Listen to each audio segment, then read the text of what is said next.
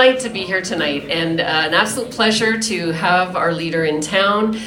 For those of you that don't know Andrew Scheer, he is a graduate from the University of Ottawa, first elected in 2004, the youngest speaker ever in the House of Commons.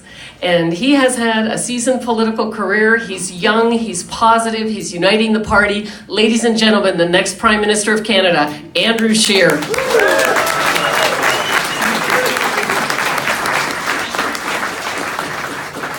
Thank you very much, Marilyn. And I just want to say you've got a great member of Parliament in Marilyn Gladue. She is such an effective voice for this community.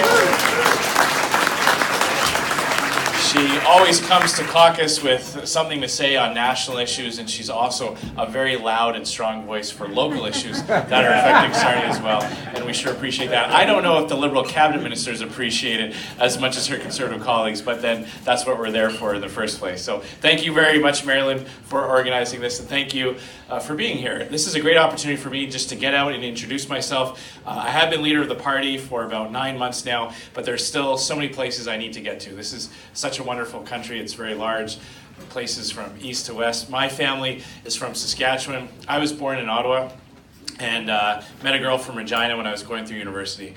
Wound up in Saskatchewan, the prairies, where we are raising our 5 kids. So to juggle, yeah, I get a lot of 5. I don't know if any of you are familiar with the comic Jim Gaffigan. But he has 5 children as well, and I'm totally stealing his line. But he talks about, a lot of friends will say, boy, 5 kids, that's a lot. How do you manage with 5 children? What's it like to go from, have such a large family, go from 4 to 5 kids? And he says, well, just picture yourself drowning, and then someone throws you a baby. That's what it's like to have a 5th child. So to manage all of these duties, getting across the country, working with my caucus colleagues, holding the Liberal government to account and on the family side, it is a challenge. But as I mentioned, I've got a great team, and it's wonderful to get out into communities like this. And because we're at a chamber event, I want to pay a particular note of thanks for your hard work in helping us and chambers from all across the country push back against the Liberal tax hike on small business. Thank you.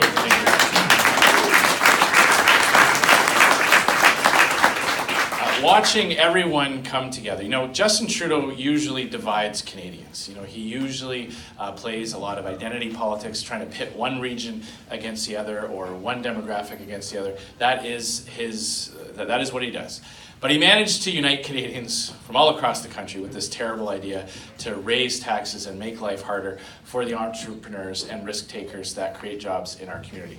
And I really was so pleased with the way that we could all work together. Your members of Parliament, your Conservative members of Parliament, amplifying your voice, the way the chambers network together, and I know there were conference calls where there were dozens of representatives from chambers all across the country, providing us with information, going in front of the media, pushing back against some of the myths that were being propagated. And in so doing, we all worked together, and we were able to force the government, force the Liberals, to back down on some of their more egregious proposals. They came out with 4 or 5 big things that they were going to push through. They promised they were going to do it. They drew the line in the sand. They said there's no way they're going to back down. Then we all worked together, and we got them to abandon it. One by one, they started walking these proposals back. And it got to be a bit of a running joke in Ottawa in the fall that the most popular Liberal announcements were when a Liberal minister was announcing that they were abandoning a previous Liberal announcement. Those are the ones that got the biggest round of applause. So we've got our work cut out for us. Next week is the budget. We are going to find out what Bill Morneau is going to do to the investment savings that small business owners use to self-fund a retirement, a maternity leave, an expansion, an investment into a business, a second location. These vehicles are used precisely for the types of things that create jobs and opportunities for others. And the reason why I get so passionate about this is because that's what got me my start in life. I didn't inherit a family fortune. I didn't have a trust fund pay for my way through university. I got a job at a restaurant. I waited tables. I remember many evenings, the owner of the restaurant I worked for, on the phone with suppliers, trying to buy a couple of extra weeks before he had to pay the bill because there was a bit of a slow time in 1 month. Or the struggles that he went through when different government policies raised CPP rates or EI rates. I know this, I could see the struggles that he went through to keep that restaurant open so that people like me could earn a living to pay for my tuition. And I also learned that when that business did well, I did well also. That prosperity is contagious. That when people do well, there's a spin-off effect that we all benefit from. We don't need to demonize and attack people who are successful, because it's that success that helps people like me get my start in life. That's why I'm so passionate about this issue. When I moved to Regina, similar story, I got a job at an insurance company, a husband and wife that had literally sold the family farm to open up a brokerage. I didn't have any training. They paid my way through the accreditation process. I became a broker, and I too saw then the benefit of the risk that somebody else took being available for me to be able to share in that prosperity as well. That's the fundamental difference between conservatives and liberals. We don't believe that you have to tear somebody down to build others up.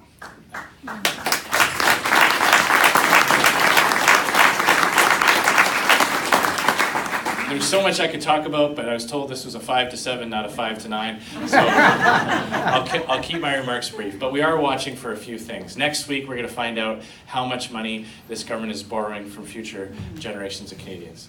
I believe one thing that can unite us all as Canadians, no matter where we're from, east or west, no matter what language we speak, whether your family's been here for multiple generations or whether you're a new Canadian that came to this country for the wonderful opportunities that we offer. The principle behind making sacrifices today so that the next generation has a better quality of life is something that unites us all. How many people do we know have lived above a shop or behind a restaurant as they scrimp and they save and they pour everything they have into making sure that their kids have opportunities that they didn't have? And looking at the pride on their face and they see a son or daughter graduate from post-secondary education, knowing that all kinds of paths are open to them, that is something that fills everyone's heart with joy. And what the Liberals are doing is the exact opposite. They're reaching into the future and they're borrowing from my kids and their kids, and they're spending that money today. And where are they spending the money? $8 million on a hockey rink that you can't play hockey on? Yeah. $10.5 million on a payout to Omar Khadr? $500 million in an infrastructure bank in Asia. These are not the priorities that speak to Canadians. These are not addressing Canadians' priorities. A conservative government will put the priorities of Canadians first. So, next week we'll have a lot to say on what's actually in the budget. I hope you'll all, let Marilyn know about your specific concerns, and we're going to have a lot more to say in the weeks and months ahead. As we do that, we're going to be unveiling our own policies. I can talk to you very quickly about 3 particular policies that we've put in the window right now, because we know that it'll take a positive approach as well. We can point out what's wrong with the Liberals, but we have to have something to say as well. And we know that conservative policies are more compassionate than Liberal policies. We know that allowing people to create opportunities is always better than when the government tries to raise taxes and spend that money itself.